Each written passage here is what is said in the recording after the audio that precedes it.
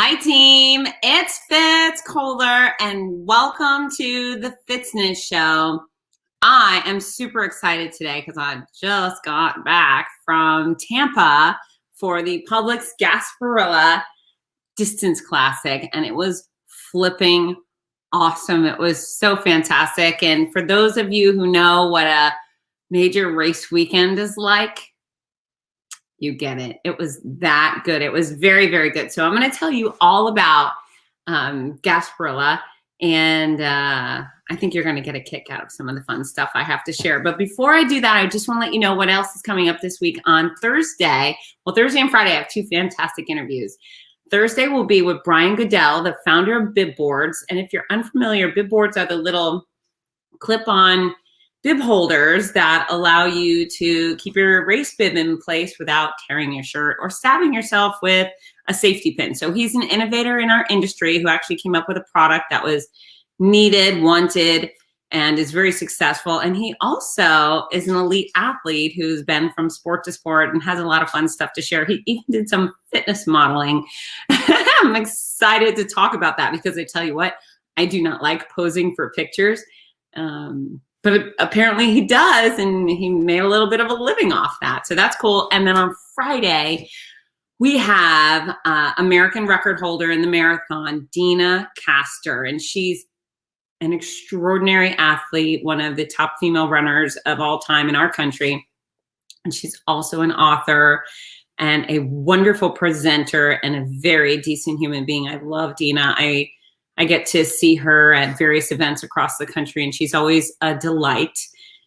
Exciting to see her with her kids. Her kids are adorable. And anyways, Dina's coming on Friday, but Brian will be Thursday at noon Eastern Standard Time, and then Dina will be Friday at noon Eastern Standard Time. So save your lunch hour for me and my friends because we've got a lot of fun stuff to share.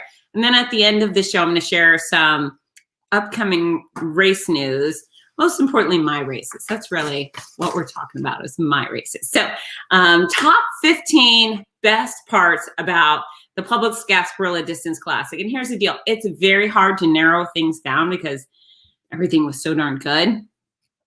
But I did my best, and I think I'm going to get the highlights. And don't forget that you're more than welcome to use the comment section to say hi, engage. If you were at the weekend, share your comments, your ideas, and if you weren't, if you have questions, share. And if you want to just tell me how much you like my braids, well, then go right ahead.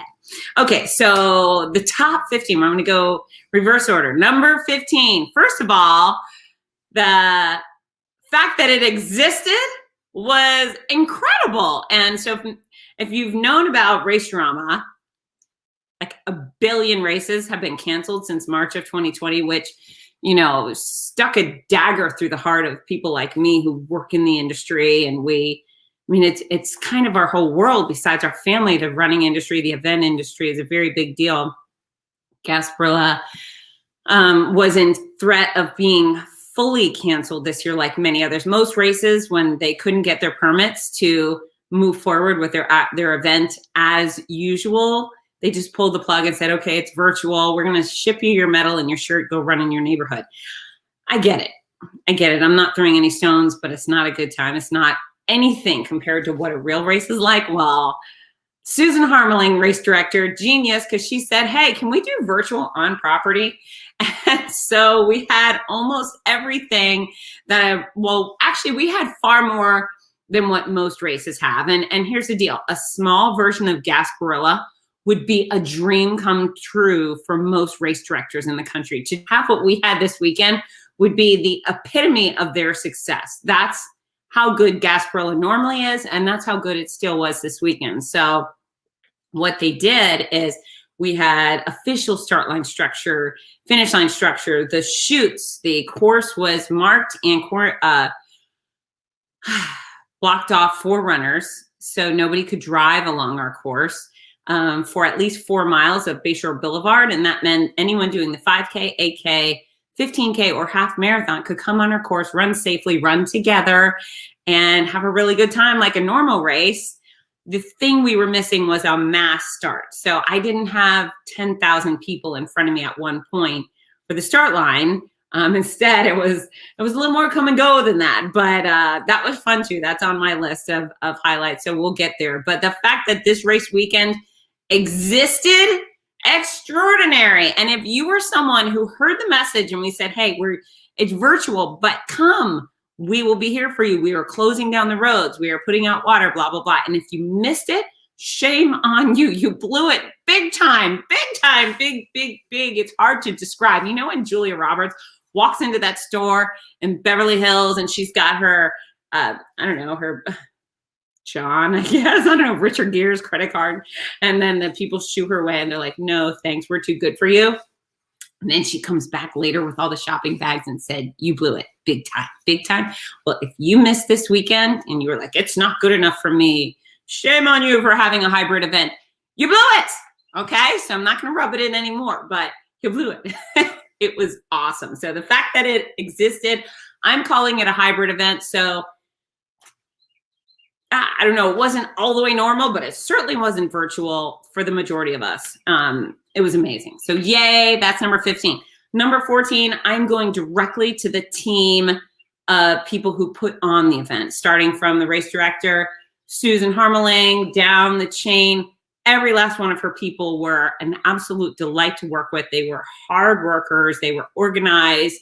And again, they're accustomed to putting on a show that has about 35,000 athletes during the weekend. So this probably was kind of easy for them and hard at the same time, I'm guessing, but absolutely delightful crew. And that means a lot to me. You know, I'm a happy person. I show up to spread sunshine. I'm also there for organization, and I feel like I'm head of security up at the start line and the finish line. I have the bird's eye view. I have the best view in the house. And so I like to take care of business all the way around. But, you know, if somebody shows up and they're kind of cranky on a race weekend, you think, what are you doing? But none of her people were cranky, and all of them were very talented and eager to help each other as well as me. And I felt the same. So Gasparilla team, rock stars.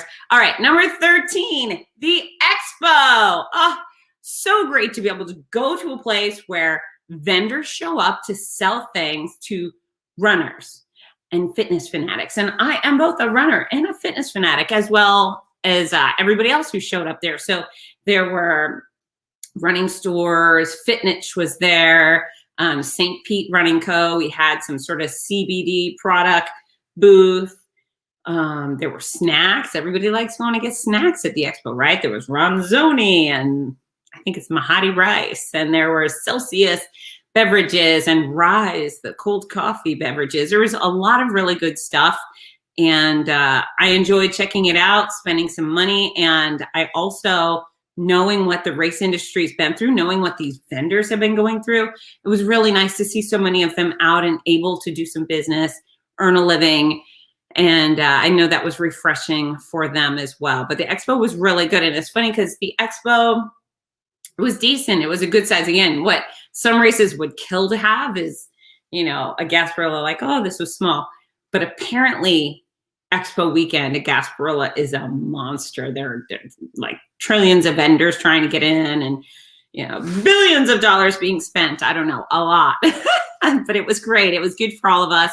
And for those who got to go get a cool new pair of socks or a great new tank top or some chafing stuff, it was wonderful. And people were excited to be able to shop. You know, we like our stuff. It's who we are. We like the act of running, but then we like wearing the stuff and addressing our issues because we wore the stuff and so forth. So vendors, the Expo was fantastic.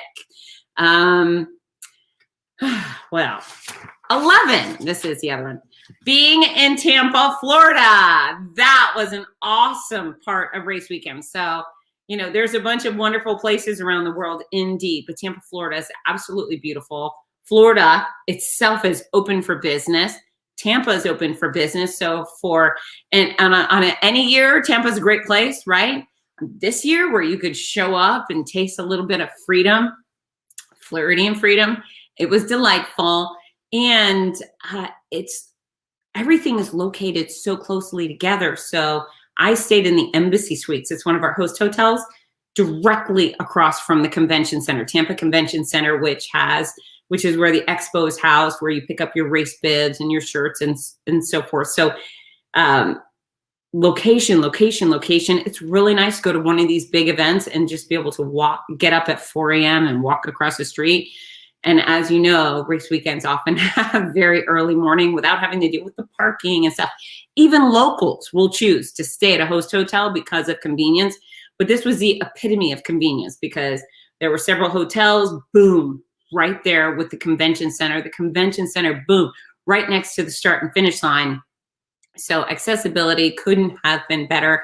And then, of course, the other part of being in Tampa is being in Tampa. We're on the bay. The water was beautiful, and there was opportunity to get out on the water. And so some people just took a tour in a boat, a ferry. And then there's pirate ships, which is kind of great. Like you could do on a pirate ship tour. I chose to pursue athletic adventure, as I do. And I rented a hydro bike, which is a stationary bike on, it's like a pontoon, and you pedal and you go, and it was easy. Number one, it was skillless. So if you think I can't do that, yes, you can. Even if you're not in great shape, yes, you can.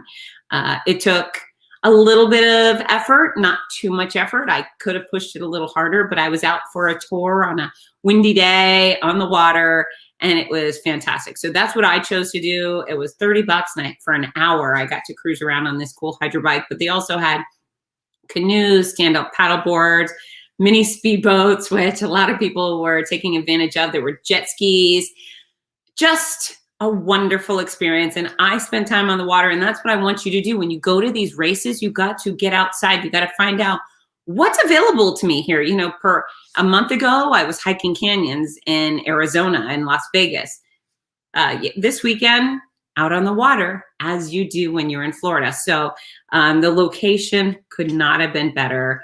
I highly recommend it. Just come to Tampa, come to Florida. We want you. We want you here. I could tell you that. Number 10, pirate ships. Yes, Tampa has a bit of piratey things about it. And it's cool. We also have some piratey stuff in St. Augustine. So Florida, I guess, is a piratey place. I may say, I think I can declare that we are a piratey type of folk, being almost completely surrounded by water. But the pirate ships make, you know, they just add to the element of fun. And then, of course, we have the Super Bowl champion Buccaneers there. And Buccaneers are a type of pirate. So it's a great time. And if you have kids, there's certainly cool stuff to see and interesting things to do that involve pirates. And again, pirates are fun. What's going on with my list? Okay, so that was number 10. Number 9, and this could have also been number 1, so you got to give me a little grace. Not all of these are in perfect order, but number 9 is so many running friends. What a treat to see people I haven't seen in over a year. We had thousands of runners show up this weekend to run our virtual/hybrid race. And it was magic. And people were so happy to be together. Here's one of them reaching in right now to say hi. This is Jessica. It's funny. Jessica lives, I don't know, maybe 4 miles from my house. I never see her here.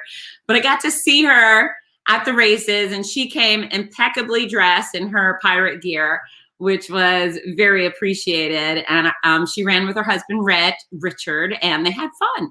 And Jessica, what was your experience like? You can feel free to share. But so many wonderful, wonderful running friends, not only old friends that I've missed, but just the nature of what I do is I made all these new friends, and a mass start, I always make friends. I feel like I actually connect with every runner. Even if you give me 25,000 athletes at a start line, I feel like in some way we know each other by the time I've yelled go. But this was a little more intimate, and that allowed me to make real friendships and connect with so many new pals. So running friends, that's number 9. Again, it could have been number 1. All right, next up is, are you familiar with Kafleski? Of course you are if you're in the running world. So little bio on Meb, who also agreed to come be a guest on the Fitzness Show, and I'm very much looking forward to that. I just have to email him to set it up. But Meb is a New York marathon champion. He won the Boston Marathon in 2014, which was really a heartfelt gift to our country because in 2013 was the Boston bombing, and an American hadn't won that race in a very long time, and out comes Meb and took care of business. And so he's retired as a competitive athlete right now, but he's a true ambassador for the sport. He's also a silver medalist, a silver medal Olympian, and all around great guy. Everybody loves Meb. So what they did is they had a little, like a lottery, I guess. Registered runners could tear off a piece of their bib, put it in a pot, and then they chose about 25 people to have dinner with Meb on each night. So there was a Friday night dinner and a Saturday night dinner, and they got to eat at the Columbia House, which was one of our sponsors. And Meb basically had a course of a meal with each table. There were 5 tables, and so he had appetizers with table number 1, salad with table number 2, soup with number 3, meal and dessert. I'm guessing. I think that's how it went. But I heard it was absolutely fantastic, a lot of fun. And, you know, Meb is he's not only a superstar athlete, but he has so much to share, and the ability as an athlete to get advice from someone who's accomplished so much and has really been through it all is pretty special. All right. Jessica says, great turnout, great route. Saw dolphins out in the bay. See, that's number 9. What was that? That was number 11, being in Tampa. Dolphins. She got her picture taken with Meb and met a first-time half finisher, her first ever. Yeah, I mean, isn't that wonderful, the ability to watch other people triumph? You know, so I'm so happy you two both came out on both days, Jessica and Richard, and, you know, to witness somebody else do something life-changing. It's, you know, it takes your breath away in the best way possible. So, yeah, I'm so happy you were there. And then I believe Jessica and Richard, when they were done with the race on Sunday, they drove to Crystal River, Florida, very nearby, and they went stand-up paddleboarding. And that's the beauty of Florida. You can do all this stuff in one day. Oh, let's hear. She says, and the best race announcer ever. That's right. That's good. I'm glad. I hope I was entertaining for a long time. And by the time I got annoying, you were far from me. You know, it's interesting. One of the things that I think as a runner is that it's such a relief when you get towards the finish line and you can hear your announcer. Like, to me, that's one of those whoo moments. I'm almost there. Now, a really bad thing, I've been on courses that take you near the announcer, even though you're far from finished. And that, if you're doing a half marathon and at mile 3, you can hear the announcer. It's a little bit, I don't know, punishing, perhaps. That's what I think is punishing. I feel, shh, I don't hear that. That's no fair. You got to wait till I'm closer. Okay. Next up, number 7 is swag. There's such good swag. So I'm going to show off a little bit of the swag, but everybody walked away with, I think, oodles of things. Lots of jackets going, especially to the challenge athletes. I don't know if every athlete got a jacket, but I believe the challengers did. But look at this. So fun. Look at the colors. And I never thought in a million years I'd be wearing a jacket with a big old parrot on the back, but look. How about that, right? This is not something that I would normally go to the mall or whatever and buy, but I saw it on other people and I thought, oh, that's really, really fun. And then I got my bag of announcer goodies and my parrot jacket was in there, which was a blast, and it actually feels good. It's all nice quality stuff. The shirts, bright colors, beautiful designs. I know the race organization works hand in hand with Publix supermarkets, their title sponsor, and they come up with beautiful logos. I believe the parrot is going to be sticking around moving forward. They've had a variety of logos. I do like the parrots, but there were tons of shirts. The jackets, again, a real plus for me. I love the jackets. And every athlete going through the finish line, they had all received their medals in advance. Usually I will grab a souvenir medal from a race I announce, and then I can show it to people. And I forgot to do that. So forgive me on that. But people were getting towels, cold towels, as they finished the race. So this one's for the 15K. I earned this booty. Oh, and the pirate themed stuff. Are you kidding me? It's all like, are you coming back for 2021? Run for the booty. It's very fun and very funny. Okay, and this is for the 8K. I earned this booty. And someone complimented me on my booty this weekend. And as you know, if you read my book, I once had to deal with chemo butt, which I was not a fan of, and I've been working very hard. And someone told me I had a nice booty. And instead of slapping their face, I was like, wow, thank you. Okay. And then this is half marathon. Very, very pretty. And I was given one of each by the towel people, which I thought was very generous. And 5K. Gorgeous. So, you know, a lot of us, we take our accomplishments at a race with a lot of pride. And I want you, when you earn a medal, I want you to put it around your neck. And I want you to show up at work the next day, or maybe the whole next week, wear your medal. And someone's bound to say, what the heck is that? And you can say, well, I just did my first 5K, or I did my 22nd marathon, or whatever it is. But you deserve the praise and congratulations, because you've earned every step of that medal represents. However, when you wear your medal out and about, you inspire other people to go give it a try too. And that's one of the nice things about being at a finish line is, I always say, who here has never participated in a race? And if it's a busy race, you know, we may have hundreds of people, sometimes thousands, surrounding a finish line as spectators. Who's never participated? Sometimes we get a big amount of people. And I know that those people have never run a race. Maybe it's just never crossed their mind, but so many people are afraid and they think, I can't run a race. I can't do that. Okay, well, look at the people here. Okay, you're going to find yourself in a bunch of these people. Not everybody crossing the finish line is, you know, 7% body fat and wearing the shorty shorts and the singlet. In fact, that is a very small percentage of our athletes. The majority of people could probably lose 20 pounds or so, right? They're regular Joes, regular Janes, and they're just, you know, trying to have some athletic adventure and do something fun that will help them get fit, do something for great causes, great communities, support someone that means something to them. And we had a family that came out, there was 4 of them running in honor of Sophie. And Sophie was the daughter/sister of several of the participants, and she passed away this year. And so this was a way to honor Sophie. So yeah, you got to do it. So, anyway, so you got the medal, and you're going to inspire people by the medal. But when you wear your stuff, your jacket, your shirts, your hat, other people are going to ask, oh, I've heard about the Gasparilla Distance Classic. Tell me about that. And you can say, oh, well, I did it, and I did these 3 races. And they go, oh, well, I can't. And you say, yes, you can. So a lot of people just like you out there. And why don't you give it a go? Join us.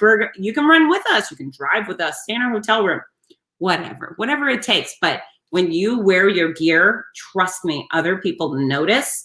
And it's not just fun for you and it looks stylish. It really is making a movement for motion. And I like that a lot. So a lot of stuff that was just handed to our athletes. They also had some for sale items. Again, beautiful swag. If you're a swag person, Publix Gasparilla Distance Classic, no doubt. Now, here's something that's not swag. I brought it myself, but it could have been number 1 on my list, but I'm throwing it right now. Is my pirate hat. Look at that. I chose to get this one because it was big and it might also block the sun, but I brought it out on Sunday and it just felt right. So if you're familiar with my hat from the Buffalo Marathon, it's the Grand Poobah hat. It's furry with horns. And I think I'm going to wear that there every year for the rest of eternity. But this might be my new Gasparilla hat. I think I don't know, feels right. I'll take your feedback on it. But for right now, this is a big win for me. And I'm feeling good about it. I might wear it around town. What say you? Okay, next up on the list, again, this is something that could have been number 1, is the start line, number 7. So hold on. Backing up a little bit. We got a comment from Mr. Dave Burnell. I love Dave. I love wearing my ultra jackets and shirts. People always come up and ask questions. Yeah, I mean, that's the thing is, yes, you're being prideful about the thing you've accomplished, and there's nothing wrong with that. But then you're also being encouraging and inspiring and supporting the business that gave you such a wonderful experience. So yeah, you keep wearing those shirts, Dave. In fact, next year in 2022, you need to come get yourself some Gasparilla swag, maybe. All right, so we've moved on. Start line, so great. So Well, very similar than normal, very different than normal. And so they had the big structures. There's a big word for the structure. It starts with a G. It's like a gentry or something. I learned. Normally I just call it a start line structure, but we had all that stuff. We had the barricades for the start and finish line shoot.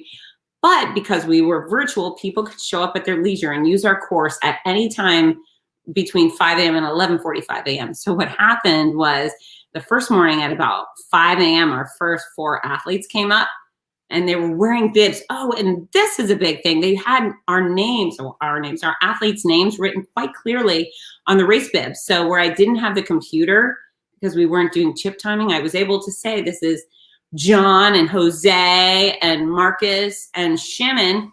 And so I would say John, Jose, Marcus, Shannon, set, go. And I launched so many people personally, and they seemed to really get a kick out of it. It was classic. I might have yelled go 300 times this weekend, and it's a miracle that I have a voice, but it was very, very fun. And then what I started getting feedback from people is that they were being spoiled and they might just demand personal starts moving forward. So we'll see about that. But the start line was magnificent. All right, we got more comments coming in. This is Rick Service. So excited about 2022. Oh, so this is Rick. Rick was at the start line with me. Susan has assigned him to work the start and finish line. I'm thrilled. So Rick apparently is normally in some sort of lifeguard stand out there, which sounds just fine. But no, not anymore. Rick was my sidekick over the weekend, and he was full of energy. He's a retired deputy, so thank you so much for your bravery, your heroism, and your contribution to your community, because I back the blue 100%. But yeah, you were great. And didn't people like their personal goes? It was really fun. It could have been awkward. I think perhaps maybe a different person might have felt like it was awkward. I thought it was awesome to be able to just say, Susie, set, go, really big, really loud into that microphone. And Susie seemed to get a damn kick out of it. So our start line was fun. And then it just kept coming. And we had many people doing our challenges, which could have been any combination of 2, 3, or 4 races. And so sometimes it was Susie, go. And then 2 hours later, Susie, go. It was the same girl. But again, that's one of the ways I got to meet so many people and have a private relationship with them and a great connection. So our start line was an absolute blast. It just kept coming. And even when I moved over to welcome in finishers, I go back and start some new athletes off. Yes, Jessica, right? You could pay big money for your personal start and finish. It was fun. It was unique. It was fun. And if I had to change anything, I don't know if I would. I think this was the perfect jumpstart back into this event. And I hadn't said it before, but this was my first time announcing Gasparilla. And it's an iconic event. It's legendary. It's massive. And obviously I love massive, but this was just great. And all weekend long, we kept hearing about, well, next normally. And so I like the normal and I like the massive, but this was very special too. I wouldn't undo any of it. Oh, Deb, thank you. I know, wasn't it nice for us to have that together? The personal start line experience, personal send off.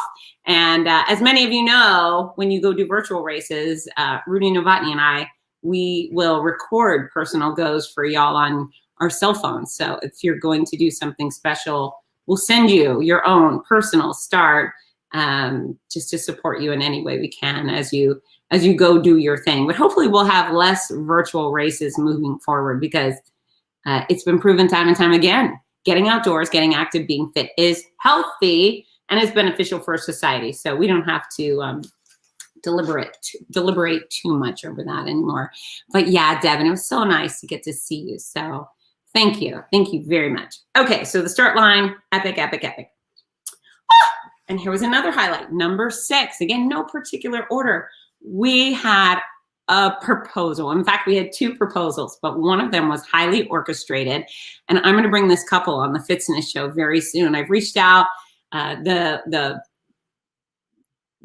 it's Eric and Rebecca. She's a nurse, so she works challenging daytime hours. But we're going to get Rebecca on the phone. But a few months ago, Eric reached out to Susan, the race director, and her team and said, I'd like to orchestrate a special proposal on Saturday, first half marathon. Apparently he and Rebecca had been training together, and he wanted to propose in a way that combined the things that they were fond of, being active and outdoors together. So it was very cute. And I was like, okay, now we got to find these people that we don't know amongst thousands. How are we going to do this? And so I was like, Eric, we're going to need some photos, and tell me about you guys. What can we do to add special effects? So we had a favorite song. The song is Bones by Galanis. I had never heard it before, and it really is fantastic. It was upbeat and exciting and joyful, but very romantic and specific. I feel it in my bones. That's the catch of the song. But yeah, Eric, we planned it in advance, and then I said, is there anything you want me to say to her? And so it provided a bit of a script. And as he approached the finish line, Susan saw him. We were able to catch him, saw him. She gives me some sort of, they're coming. And I went over and I turned on the song, and I didn't get to see his face because I was dealing with the music, but apparently, he had a really very powerful reaction to the music, and so did she. And he dropped down on that knee about 20 feet before the finish line. And she said, yeah, she was very happy. They crossed the finish line in tears. And I was like, wait, there's more. And so I read her the message he had written, and there were tears and happy hugs. It was fantastic. And that's a real privilege to be a part of somebody's proposal. Hopefully that leads to a whole entire life together of ups and downs, good times, bad, and to be part of their special moments. A great privilege and honor for all of us involved. But yeah, I was so happy we caught them, because again, with thousands of people, how do you know? It's hard sometimes even to catch someone you're looking for. I've had one of my children pass through me at a finish line. Sometimes there's someone I'm desperately looking for, laser focused for hours, and I never see them. And then I hear they're already at home because they finished the race. And then I feel like I'm a bad guy. So that proposal was great. And it's in the Tampa Bay Times, and I'm in the Tampa Bay Times. So let me see if that link is still there. Yes, it is. So Tampa Bay Times is a sponsor, and they did many fantastic features on our race weekend. And when you click on that link, you will see my happy face at the beginning of the article. And it's such a wonderful weekend to be even mentioned is a very nice thing. So I'm proud of that one. The only thing they got wrong is I said runners ready, set, go. And I never say ready, set, go. I also don't do countdowns. Countdowns are boring. So moving on, we got the proposal. Number 5 was the you coming in 22 bell. And I love the way they include all the pirate fun. But yeah, there was a bell. Instead of a PR bell, we had a are you coming back in 2022 bell. And so many people rang it. They ring it. And again, it's a hybrid event. So some people were like, I'm not going to that. It's not everything. Shame on you. Well, shame on you for missing. Oh, I promised I wasn't going to shame you anymore, but it was great. And everybody that was there had a freaking blast. And that bell rang and rang and rang all day. And yeah, that's what I have to say about that. All right, number 4. Meb Kafleski, who I told you about. Meb came on course both days. So on Saturday, I believe he was out on the course somewhere, and then he came and stood by the Are You Coming Back bell. And everyone loved that. It's a real, exciting thing to be running down the road. And then Meb is there. It's almost like if you play basketball and Michael Jordan shows up, you go, whoa. That was a real delight. And he was there on Sunday too. And he's such a nice guy, and he truly cares about our athletes. So great to have Meb on course. Number 3 was Betty. We were ready for Betty. Now, who the heck is Betty, you ask? Betty is one of those stories that makes you feel ridiculous for thinking that you can't do a 5K or you can't do any sort of race. So Betty turns 100 in June. That's right. Betty is 99 years old. She's itty bitty, maybe 5 feet tall. And this is her 10th continuous Publix Gasparilla Distance Classic 5K. 10 years in a row, she's been coming out to do the 5K. And I expect to see her back next year. And it was so cute. She's tiny and she shuffles. Actually, that's rude. She didn't shuffle. She took small steps. But she was surrounded by about 30 of her very proud family members. And she melted my heart. And I just love that. You know, over the course of my career in race announcing, I've seen many 90-plus-year-olds finish even marathons. Long Beach Marathon, California, Los Angeles Marathon, 90-plus, doing full marathons on very hot days. I've seen it. Check that off the box. I know it can be done. But then I've also had my share of 90-something-year-old World War II vets, which you wanna make my heart explode. That's about how you do it. But Betty, man, she did her best to make all of our heart explode. We were so excited to see her arrive. And apparently her driver screwed up, so she came a little later than normal. But our race team was so prepared for Betty. I mean, Susan's crew, they love their athletes. And so they brought a golf cart and followed her and her family just in case she needed a ride, right? They took every measure to make sure she was well protected, well cared for, and man, she was adored. Everyone around the finish line lost their mind when Betty approached, and I was one of them, as was Meb. So we were ready for Betty, and thankfully Betty was ready for us. And Mark Castle wants to know, where's the Diet Coke? Now that did not make my top 15 list, Mark, because nobody brought me Diet Coke. I know, maybe it's because it's a new race, but if you aren't aware, wherever I go, usually some runner shows up on race morning with a cold Diet Coke for me, which I love. A can, a bottle, it doesn't make sense, or it doesn't matter. I'll take whatever I can get. And I prefer decaffeinated, just so everyone's on the same page. I prefer the decaffeinated Diet Coke, but yeah, there was none. And then I bought myself some at the hotel on Saturday night. The Embassy Suites near the convention center is a Coke product hotel, which I was grateful for.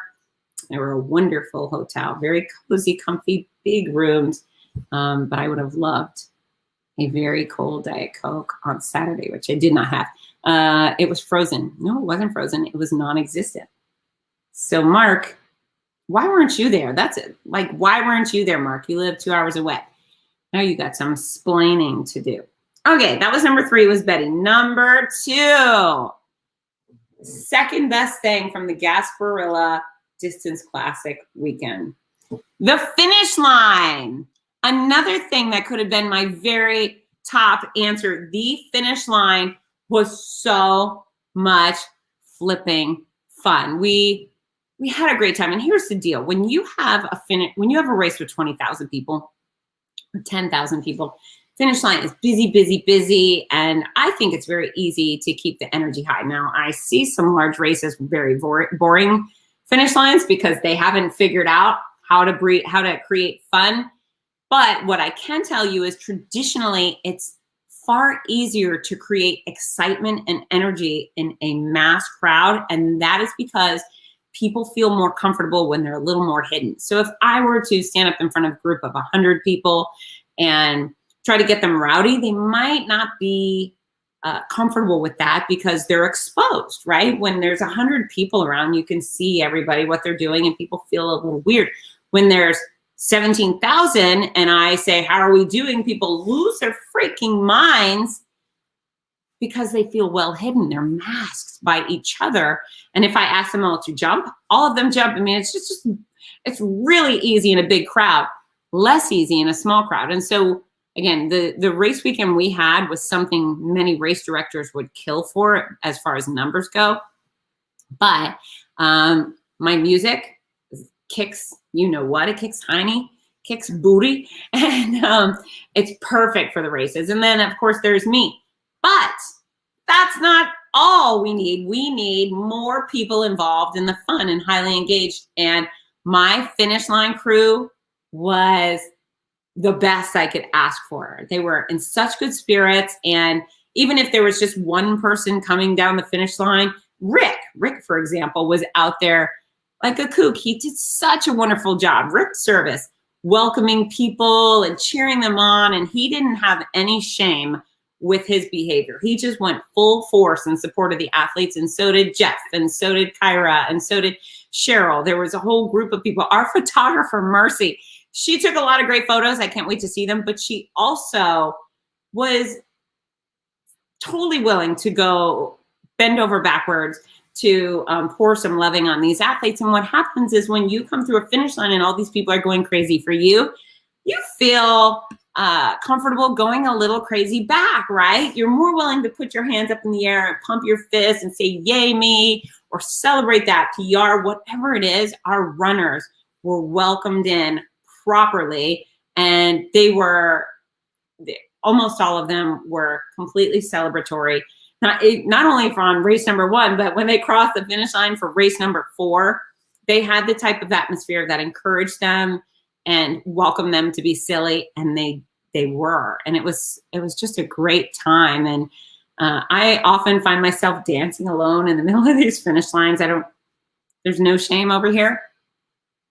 And I often wasn't dancing alone. There was always someone dancing with me, one of our volunteers or many of our volunteers, and Rick and Cheryl. They were all they lived up to my expectations that I didn't even notify them of in advance. They were maybe my internal wishes, and, wishes granted. That finish line was rocking for, I don't know, a lot of hours, at 7 or 8 hours each day. It was magnificent. So hoorah.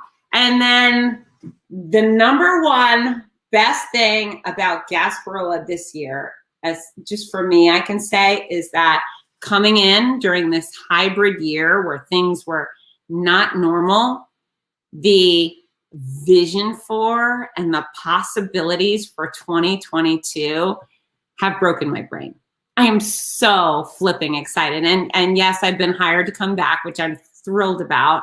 They seem to like me very much, and that feeling was more than mutual. And I'm elated. I can't wait to get back on the microphone there. But not only will next year be a little noisier because I'm there, but we're going to discuss some other elements to the race weekend to make it even more. And I'm elated. So this is what you got to do.